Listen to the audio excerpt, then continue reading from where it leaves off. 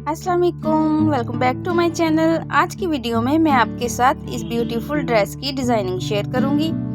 माह मसद का ये ड्रेस है जो यमुना जैदी ने वेयर किया है।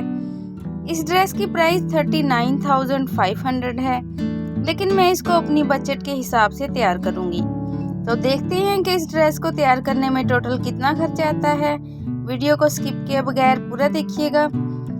सबसे पहले तो उठने की जहमत ना करते हुए मेरे पास ही एक पेज पड़ा हुआ था, जिसको उठाकर मैंने डिज़ाइन को ड्रा करना शुरू किया। इस पिक्चर को देखते हुए मैंने नेक लाइन की एक साइड को इस तरह से ड्रॉ कर लिया। इसके बाद नेक के ऊपर वाले हिस्से को बनाने के लिए मैंने इस नोटबुक का सहारा लिया और इसके ऊपर वाले पैटर्न को भी ड्रॉ कर लिया। अब दोनों हिस्सों को इस तरह से रखकर नेक लाइन का पैटर्न तैयार करने के बाद सेम इसकी दूसरी साइड को भी इसी तरह मैं ड्रॉ कर लूँगी। इसकी नेक लाइन की चौड़ाई थोड़ी सी ज़्यादा रखनी थी, लेकिन मुझसे थोड़ा छोटा कटिंग हो गया। इस नेक की चौड़ाई मुझे 8 इंच और लंबाई 6 इंच रखनी थी। फिर मैंने जिस पेपर में से इस नेक को कट किया था, इसको थोड़ा सा इस तरह फैला के नेक को ड्रॉ कर लिया। अब यहाँ पर मैंने जो पैटर्न अलग अलग पेजेस पे ड्रॉ किया था, उसको इस तरह ज्वाइंट करने के बाद नेक लाइन का आधा हिस्सा ड्रॉ कर लिया है। इसको जब आप बटर पेपर के नीचे रखेंगे तो ये इजीली हमें नीचे से अच्छी तरह से नज़र आएगा, जिसको हमने अच्छी तरह से ज्वाइंट कर लेना है। मैंने मुकम्मल इसको ड्रॉ कर लिया है। अब मैं आपको इसकी दूसरी साइड से दिखाती हूँ कि किस तरह से मैंने इसको हाफ फोल्ड करने के बाद दूसरी साइड पे इस नेक को ड्रॉ करना है। यहाँ से आप देख सकते हैं कि ये इजीली दूसरी साइड से मुझे नज़र आ रहा है। मैं ब्लैक पॉइंटर की मदद से अब इसको यहाँ पे इस तरह से करके ड्रॉ कर लूँगी।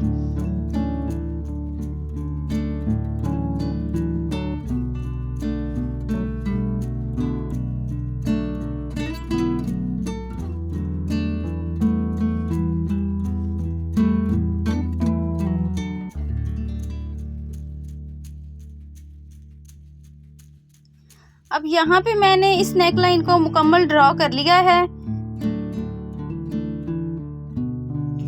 इसके बाद मैंने इसमें होल्स करने हैं, जिसके लिए मैंने एक पॉइंटर में एम्ब्रॉयडरी वाली नीडल को इस तरह से एडजस्ट किया हुआ है, ताकि हाथ ना थके और काम आसानी से हो जाए। अब मैं यहाँ पे इस तरह बटर पेपर के नीचे एक कुशन को रखते हुए इस पूरे नेक लाइन में इस तरह से सुराख कर रही हूँ।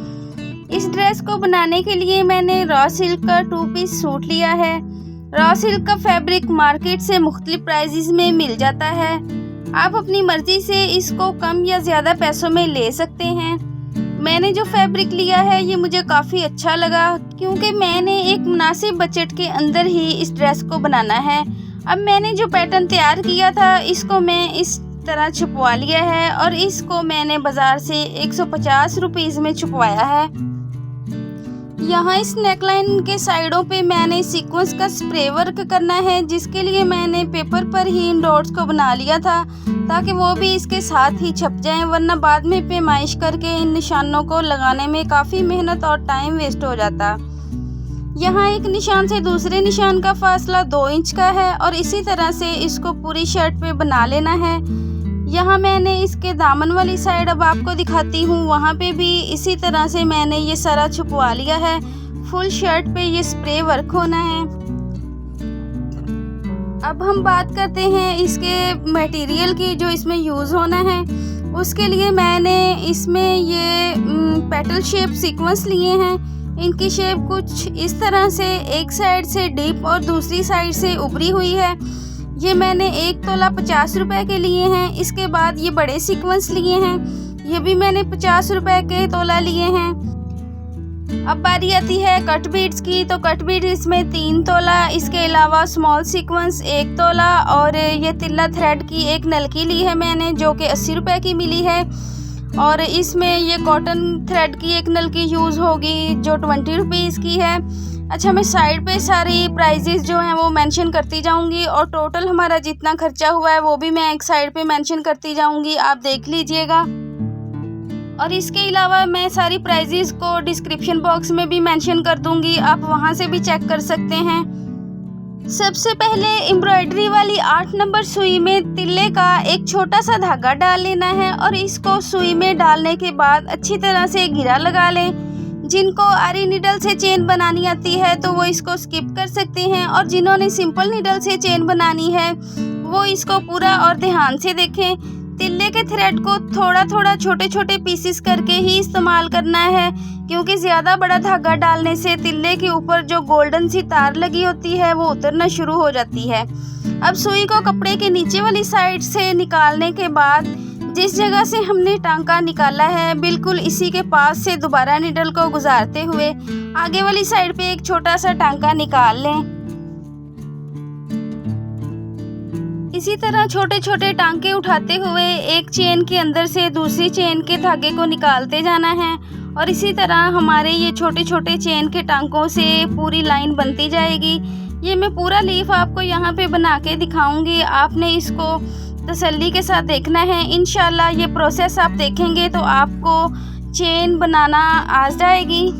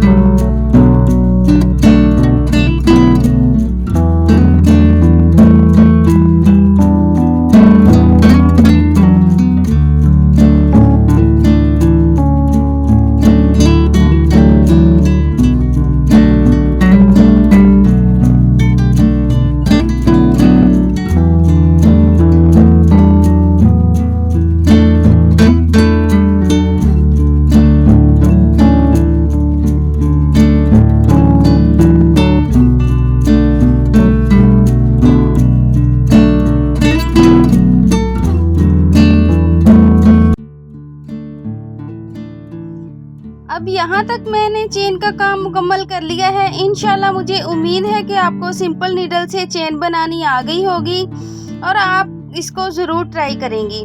اب ایک پیٹل سیکوینس کو نیڈل میں ڈال کر 3 کٹ بیڈز کو بھی میں نیڈل میں ڈال کر اس پیٹل کے دوسری سائڈ پہ جو ہول ہے اس میں سے نیڈل کو نیچے نکال دوں گی۔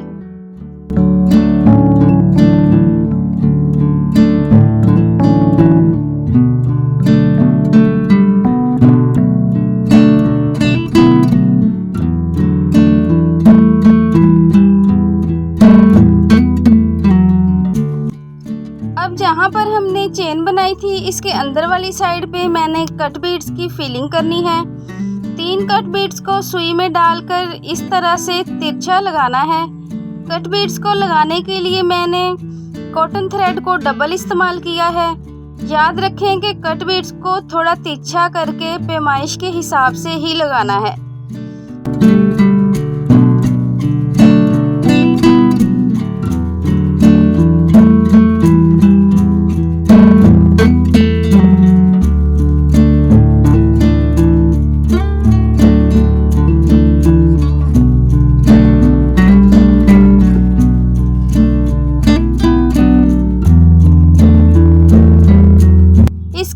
ایک سمال سیکوینس کو الٹا کر کے سوئی میں ڈال کر بالکل سیکوین کے ساتھ سوئی کو نیچے لے جائیں۔ دوبارہ سے پھر سیکوین کے 1 سینٹی میٹر کے فاصلے پہ سوئی کو واپس اوپر لانے کے بعد پھر سے اسی طرح ایک سیکوین کو لگا دیں۔ اب اسی پروسیس کو دہراتے ہوئے میں یہاں پہ یہ سیکوین والی پوری لائن کمپلیٹ کر لوں گی۔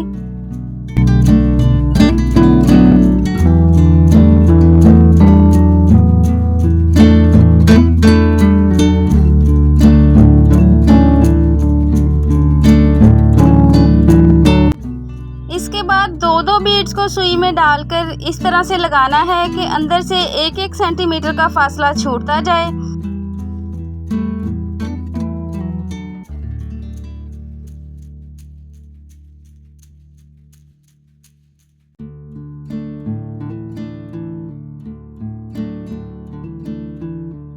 اب اس کے بعد ایک پیٹل سیکوین اور 3 کٹ بیڈز ڈال کر اس طرح سے لگا دینا ہے۔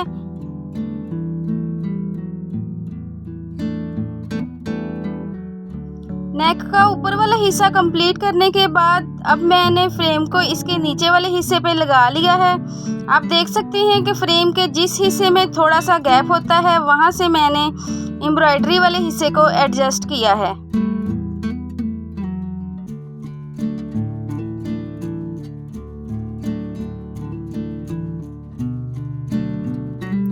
اب اس اسمال فلاور کو ایک سیکوین اور ایک کٹ موتی لگاتے ہوئے اس طرح سے کمپلیٹ کر لوں گی۔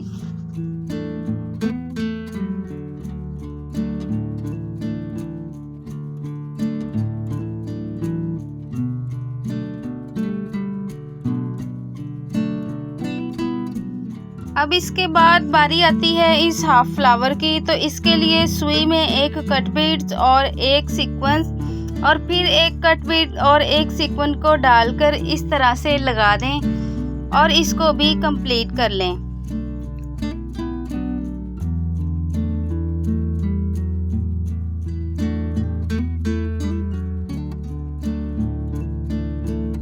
اب جس طرح نیک کے رائٹ سائڈ پہ امبرائڈری کی ہے بالکل اسی طرح سے اس کی لیفٹ سائڈ پہ بھی میں اس امبرائڈری کو کمپلیٹ کر لوں گی۔ اب یہاں پر میں 2 بیڈز کو جوڑ کر لگا رہی ہوں اور پھر اس کے بعد اس ہاف فلاور کو بھی پہلے والے ہاف فلاور کی طرح بنا لینا ہے۔ بس اس میں صرف ایک ریڈ سیکوین لگے گا، اس میں گولڈن لگا تھا۔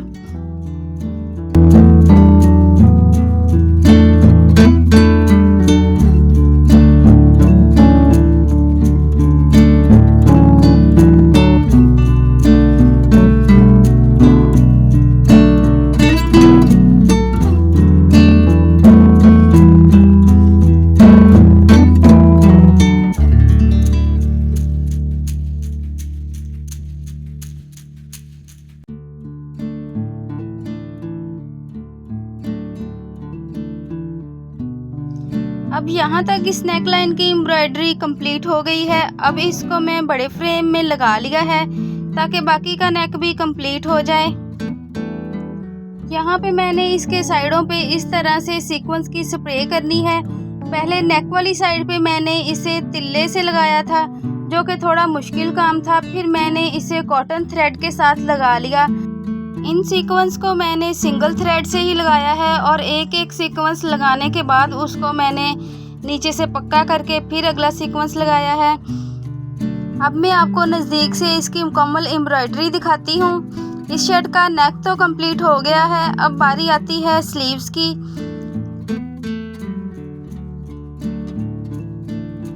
اب میں آپ کے ساتھ یہاں پہ سلیوز کا پیٹرن شیئر کرتی ہوں۔ اس کے لیے میں نے اس طرح سے اس کا پیٹرن بنا لیا ہے اور پھر اسی پیٹرن کو بٹر پیپر کے نیچے رکھتے ہوئے آگے والی سائڈ پہ ڈرا کرتے جانا ہے۔ اب اس کو ڈرا کرنے کے بعد دونوں سائڈوں پہ 1-1 انچ کا نشان لگا کر اس طرح سے ایک لائن لگا دوں گی۔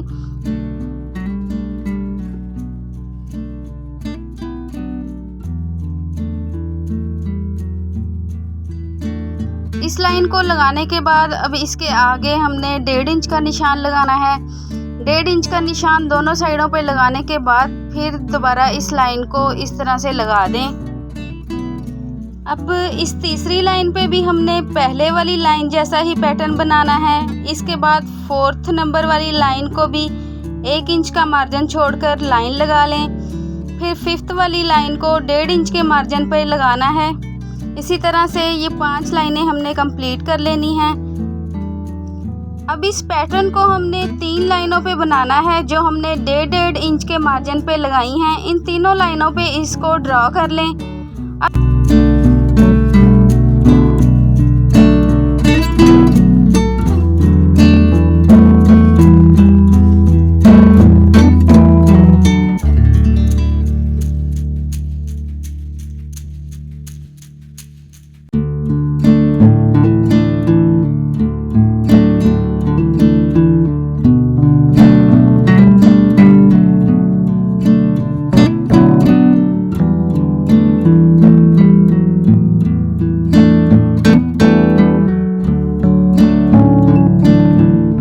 اب ان تینوں لائنوں کو ڈرا کرنے کے بعد میں نے اس کو سلیوز کے کپڑے پہ چھپوا لیا ہے۔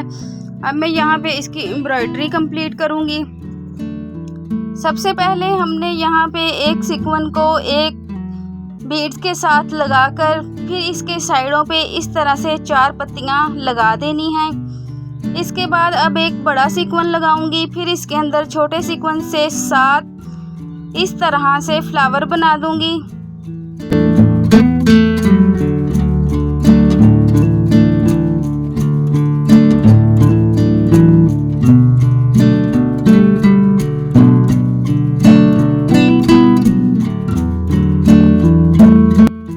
اب 4 کٹ موتی سوئی میں ڈال کر لگانے کے بعد 2 کٹ بیڈز میں سے سوئی کو واپس اوپر نکالنے کے بعد آگے والے 2 بیڈز میں سے سوئی کو واپس آگے والی سائڈ پہ نکال لیں اور اسی طرح سے یہ ساری لائن کمپلیٹ کر لیں۔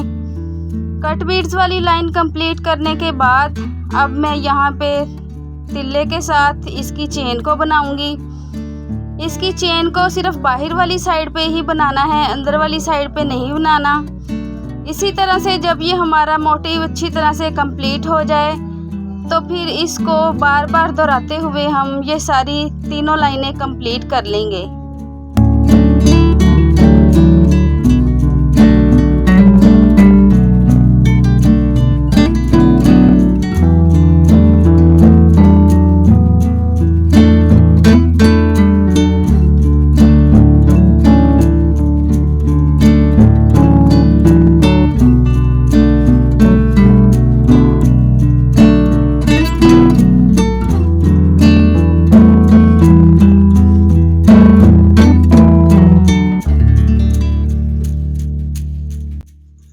اب ان کے درمیان میں جہاں ہم نے 1 انچ کے مارجن پہ لائن لگائی تھی وہاں پہ کٹ بیڈز کے ساتھ 2 اسمال سیکوینس اس طرح سے لگا لیں۔ پھر 2 اسمال سیکوینس لگانے کے بعد ایک الٹا سیکوینس، 3 کٹ بیڈز اور پھر ایک سیدھا سیکوینس ڈال کر اس کو اس طرح سے لگا لیں اور بار بار اسی سٹیپ کو دہراتے ہوئے اس لائن کو پورا کر لیں۔